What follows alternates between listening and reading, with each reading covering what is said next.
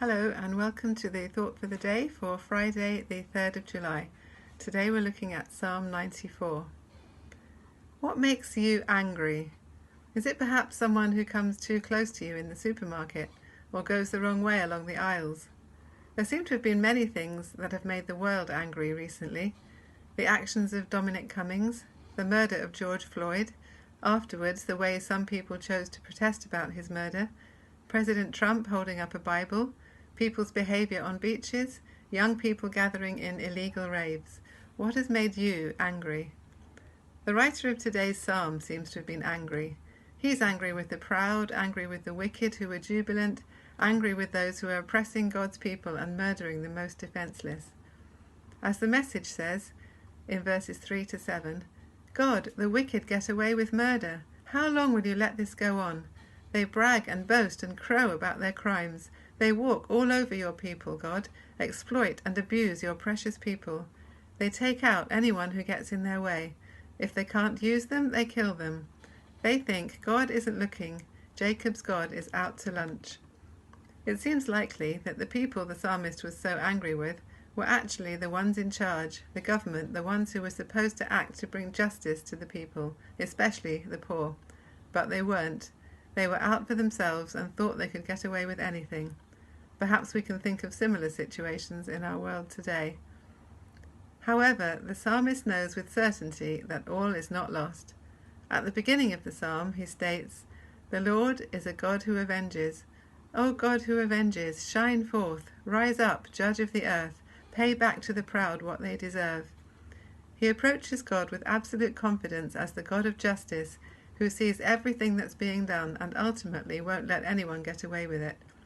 He continues in verses 9 and 10, "Does he who fashioned the ear not hear? Does he who formed the eye not see? Does he who disciplined nations not punish? Does he who teaches mankind lack knowledge?" As well as bringing the psalmist and us comfort that God sees what the wicked get up to, it's also perhaps sobering that he sees what we get up to as well. Perhaps we need to examine our own lives to see whether we are causing any injustice or pain to anyone that we could do something about. Verse 11 is another sobering verse. The Lord knows all human plans. He knows that they are futile. Perhaps we might feel at this time that our own plans are futile. So much has been cancelled and we really don't know what we can plan with certainty. Let's trust God that He is working out a bigger and better plan. The psalmist goes on to mention discipline, probably nobody's favourite subject. He says, "Blessed is the one you discipline, Lord, the one you teach from your law. You grant him relief from days of trouble, till a pit is dug for the wicked. For the Lord will not reject his people, he will never forsake his inheritance."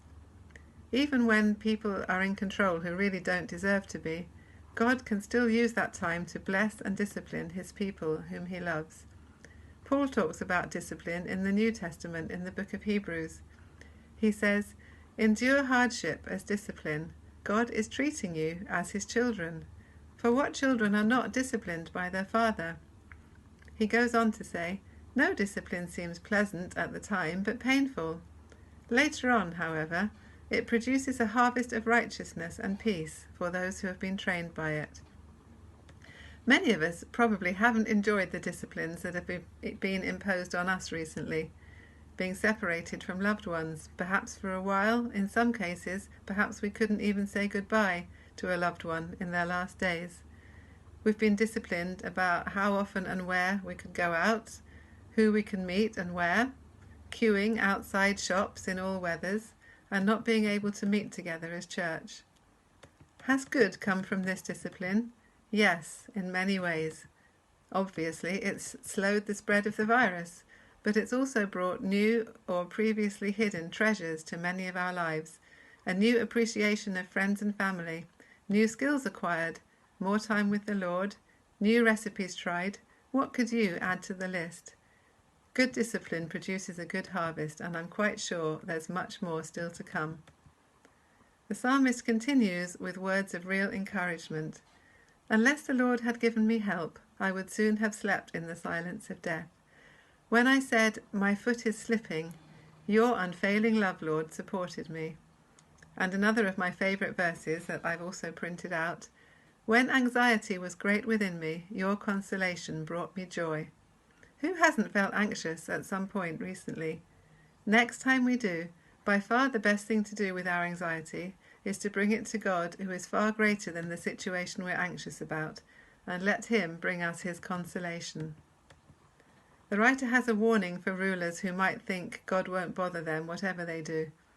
Can a corrupt throne be allied with you, a throne that brings on misery by its decrees? Ultimately, God's not going to back up a regime that's causing misery to the people it's supposed to be supporting. The psalm finishes with a promise that God will eventually pay back corrupt leaders and they'll receive what they deserve. But I'd like to leave us with the verse before the last verse. But the Lord has become my fortress, and my God the rock in whom I take refuge.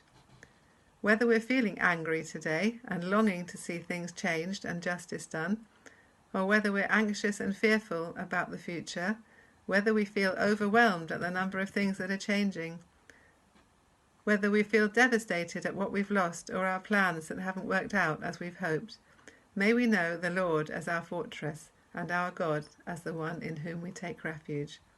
Amen.